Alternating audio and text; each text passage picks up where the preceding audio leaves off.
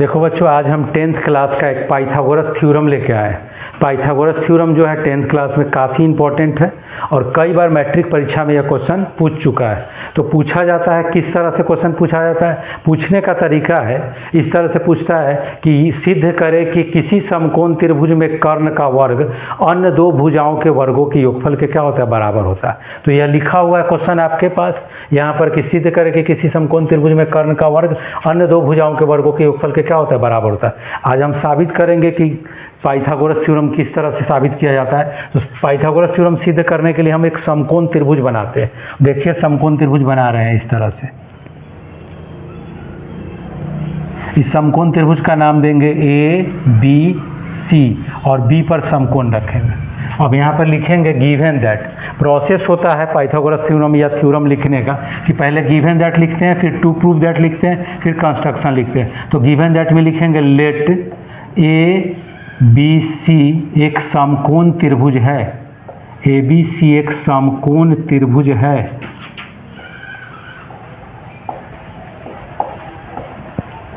लिख दिए, जिसमें कोण बी समकोण है, जिसमें कोण बी समकोण है। यह हमारा गिवन दैट हो गया। उसका टू प्रूफ दैट में क्या है, हमको यह प्रूफ करना है कि किसी समकोण त्रिभुज में जो कर्ण है उसका वर्ग और अन्य दो भुजा है उसके वर्गों के योगफल के क्या होता है, बराबर। तो कर्ण का वर्ग, तो हम लोग लिखेंगे कर्ण क्या है, ए सी का स्क्वायर इजकल टू दो भुजा जो बच गया ए बी और ए सी, तो ए बी का स्क्वायर और क्या हो जाएगा प्लस बी सी का स्क्वायर। यही हमको प्रूफ करके निकालना है। कंस्ट्रक्शन में मतलब रचना में क्या करना है, जो यहाँ बी है बी से हम लोग ए सी पर परपेंडिकुलर डालेंगे इस तरह से, ऐसे करके इस पर परपेंडिकुलर डाल दिए, इसका नाम डी दे देंगे। तो कंस्ट्रक्शन में लिखेंगे कैसे, बी डी परपेंडिकुलर है किस पे, ए सी पर, खींचते हैं, इतना लिख दिए। अब आगे हम लोग चलेंगे प्रूफ में। किस में चलेंगे, प्रूफ में। प्रूफ में क्या करना है, जब हम लोग क्या किए यहाँ से परपेंडिकुलर इस पे जब डाल दिए तो दो ट्रायंगल बन रहा है, अलग अलग दो त्रिभुज बन रहा है। तो बारी बारी से हम लोग छोटा वाला त्रिभुज में चलेंगे और फिर बड़का त्रिभुज में चलेंगे। तो छोटा त्रिभुज में चलेंगे तो क्या नाम देंगे, ए डी बी। अब यहाँ पे लिखेंगे त्रिभुज ए डी बी तथा बड़ा वाला त्रिभुज, बड़का त्रिभुज का नाम होगा ए बी सी। त्रिभुज ए बी सी, ध्यान देना ए डी बी मतलब डी पर 90 डिग्री का एंगल बन रहा है। अब बड़ा वाला त्रिभुज में जब चलेंगे तो किस पर बन रहा है, बी पर 90 का बन रहा है एंगल। अभी दोनों त्रिभुज में हमको चलना है, छोटा वाला त्रिभुज ए डी बी और बड़ा वाला त्रिभुज ए बी सी में चलेंगे। तो क्या देख रहे हैं कि छोटा वाला जो त्रिभुज है ए डी बी उसमें कहाँ बन रहा है 90 डिग्री, डी पे एंगल बन रहा है 90 का। तो इसका नाम दे देंगे हम लोग A D B is equal to, और बड़ा वाला त्रिभुज में कहाँ बनना है 90 का, बी पे। तो इसका हम लिखेंगे एंगल ए बी सी।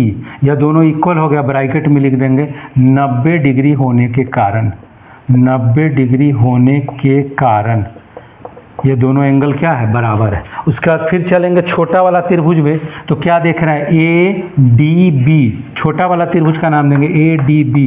तो यहाँ पे एंगल एक बन रहा है। अब बड़ा वाला त्रिभुज का नाम देंगे ए बी सी। तो यह एंगल आ रहा है, मतलब यह एंगल ए जो है दोनों में क्या है, उभयनिष्ठ है, कॉमन है, दोनों में क्या है, कॉमन है। तो हम लोग क्या करेंगे, इसको अब इस तरह से लिख सकते हैं, angle A is equal to angle A, दोनों में काम कर रहा है। तो यहाँ पर लिखेंगे कितना, उभयनिष्ठ, इसको लिखेंगे उभयनिष्ठ। क्या होगा कि किसी त्रिभुज का दो कोण भी अगर बराबर होता है तो वह त्रिभुज क्या हो जाता है, समरूप होता है। किस आधार पे समरूप होता है, तो ए समरूपता से, ए समरूपता से।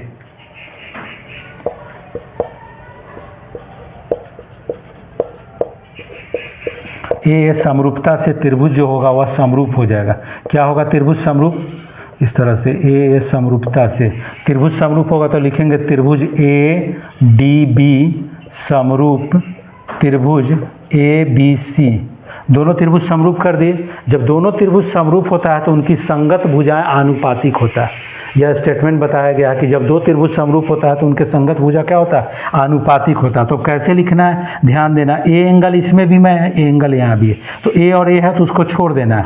तो डी के सामने, छोटा वाला त्रिभुज में डी के सामने देखना है कौन सी भुजा। छोटा त्रिभुज देखो ए डी बी, तो छोटा त्रिभुज में डी यहाँ बन रहा है एंगल, तो डी के ठीक सामने वाला भुजा क्या है, ए बी है, तो हम लोग लिखेंगे ए बी।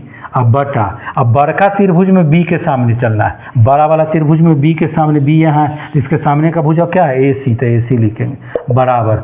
अब छोटा वाला त्रिभुज के बी के सामने, छोटा त्रिभुज देखो ए डी बी त्रिभुज है, छोटा वाला यहाँ तक, तो इसके ठीक सामने कौन सी भुजा है, ए डी, तो लिखेंगे ए डी। अब बटा, फिर क्या करेंगे, बड़ा वाला त्रिभुज में सी के सामने, तो सी बड़का त्रिभुज देखो ए बी सी, सी यहाँ पे है, तो इसके ठीक सामने वाला भुजा कौन है, ए बी है, तो यहाँ लिखेंगे ए बी। और क्रॉस गुना करेंगे इसको, तो क्रॉस गुना करेंगे तो क्या आएगा, A B square is equal to, इसको क्रॉस गुना करेंगे तो ए सी गुना क्या हो जाएगा, ए डी। इसको समीकरण 1 मान के छोड़ देंगे। यहाँ तक कर लिए, तो आप लोग ऐसा कीजिए, आप लोग इसको पहले नोट कर लीजिए इतना, उसके बाद हम क्या करेंगे, इसके बाद फिर आगे और हम बताते हैं इसके आगे क्या होगा। आप लोग नोट कर लिए हैं, फिर आगे इसमें अब क्या करना है, इस छोटा त्रिभुज जो है, ये वाला छोटा त्रिभुज, इस त्रिभुज को और बड़ा वाला त्रिभुज को लेना है।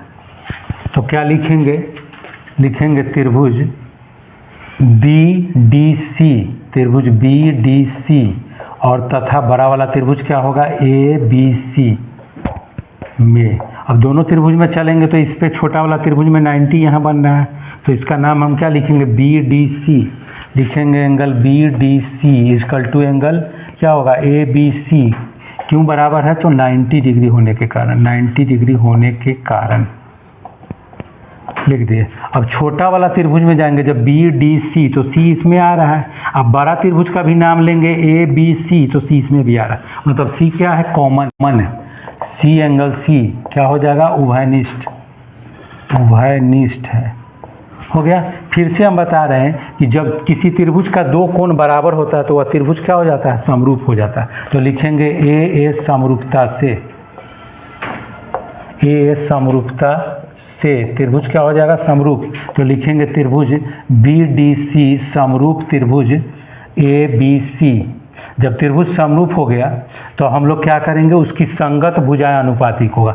तो अब ध्यान देना, छोटा वाला त्रिभुज में बी के सामने, अब छोटा वाला त्रिभुज जो है यह त्रिभुज, इसके ठीक बी के सामने कौन सी भुजा है, सी डी, सी डी लिखो या डी सी लिखो, बात बराबर है, तो सी डी लिख दिए बटा। अब बड़का त्रिभुज के ए के सामने, बड़ा वाला जो त्रिभुज है उसके ठीक ए के सामने कौन सी भुजा है, बी सी, तो लिख देंगे बी सी बराबर। अब छोटका त्रिभुज का डी के सामने लेना है, छोटा वाला त्रिभुज में डी के सामने, तो छोटा वाला त्रिभुज जो है उसके डी के सामने ई डी है, तो सामने कौन सी भुजा है, बी सी, तो लिखेंगे बी सी।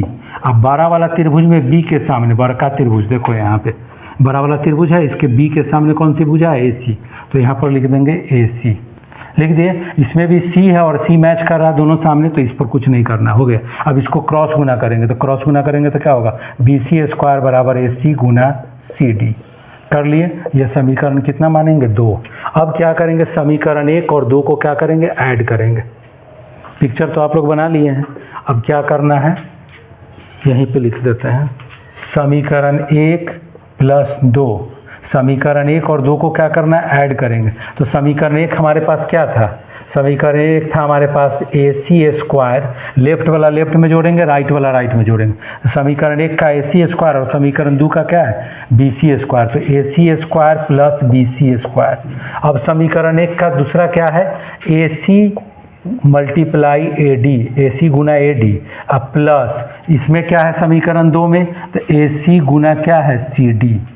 अब क्या करेंगे, ए सी स्क्वायर लिख देंगे प्लस बी सी स्क्वायर लिख देंगे, इसमें कॉमन लेंगे, इसमें क्या लेंगे, अच्छा गलत हो गया, समीकरण 1 में जो है ए बी स्क्वायर था, क्या था, A B square, sorry A B square, तो A B square plus B C square, और लेफ्ट वाला में अगर जोड़ेंगे तो क्या हो जाएगा, ए सी गुना ए डी और plus A D A C गुना सी डी।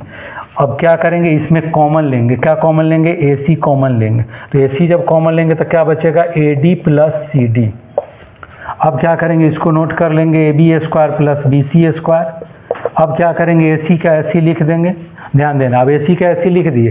अब पिक्चर में हम देखेंगे कि AD plus CD, AD plus CD, AD टुकड़ा और CD टुकड़ा को जब जोड़ते हैं तो किसके बराबर आएगा? AC के बराबर आएगा। देखो पूरा यहाँ से यहाँ तक AD प्लस DC या CD जोड़ेंगे तो किसके बराबर आएगा? AC के बराबर। अब AC और AC में मल्टीप्लाई करेंगे तो क्या आ जाएगा? AC स्क्वायर, और ये लिख देंगे AB square plus BC square. अब इसको सीधा करके लिखेंगे जो हमको प्रूफ करना था, क्या है? AC स्क्वायर बराबर AB square plus BC square. यही हमको प्रूफ करना था कि किसी समकोण त्रिभुज में कर्ण का वर्ग अन्य दो भुजाओं के वर्गों के योगफल के क्या होता है? बराबर होता है। तो ये थ्योरम हम लोग कर लिए। अगर कोई थ्योरम समझने में अगर कोई दिक्कत है तो आप कमेंट करेंगे, बताएंगे कि हाँ सर यहाँ दिक्कत है, तो फिर से हम उसको क्या करेंगे? रिवाइज करके बताएंगे। और लाइक और सब्सक्राइब करना मत भूलें।